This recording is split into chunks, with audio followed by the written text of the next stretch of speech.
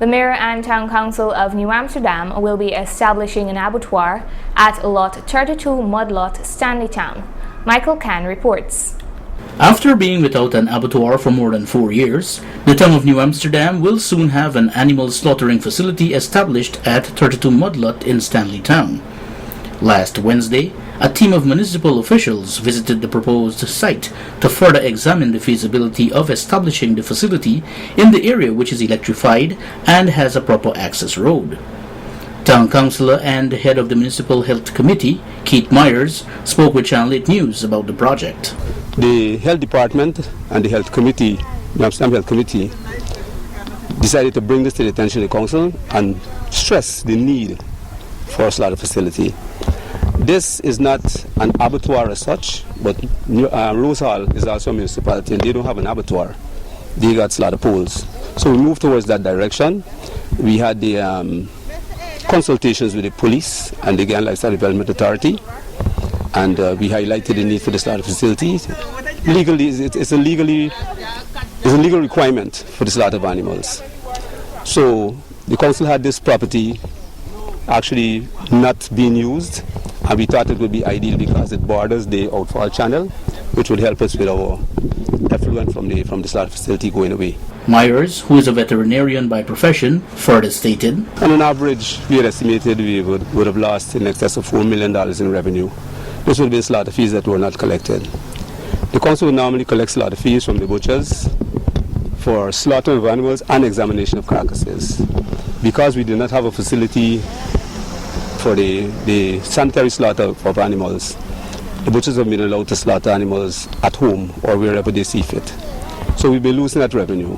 Speaking about the cost of the project, Myers said, The health committee of the municipality had an estimate that would carry us to the range of about $4 million.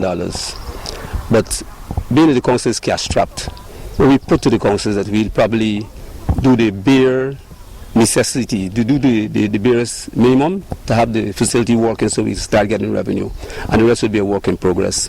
So we got an initial sum of $1.5 million to embark on the barest necessities, as I said, fencing, the construction of the facility, and as soon as we are able to accommodate slaughter, we start getting revenue. The money will be paid back to the Treasury Department.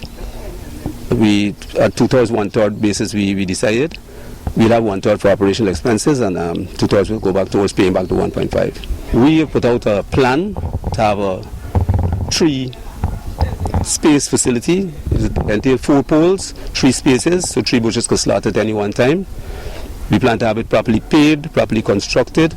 The grounds here would accommodate an office/security hut that would accommodate the agencies, the Guyana Lifestyle Development Authority and the police in the examination of animals, because by law it is required that the animals be at the slaughter place of slaughter 24 hours before slaughter. According to Councillor Myers, mechanisms would be in place to ensure that butchers and slaughterers acknowledge the principles set out in the municipal bylaws. The council got the prerogative to search any eating place, facility, etc., and check for unstamped meat. The stamp is affixed, it's an indelible stamp, and the ink stays there. So if you find unstamped meat, we got the prerogative to seize the meat from the freezer. That's the law. It has not been upheld because we don't have a proper facility for the last couple of years, so we couldn't realize the amount of revenue that was being lost all along the way and the total lawlessness that was taking place. Councillors and members of the Health Committee, Shea Lambert and Kwesi Isaacs, along with the clerk of the municipal market, Abigail Cummins, are all confident that butchers would appreciate the efforts of the M&TC.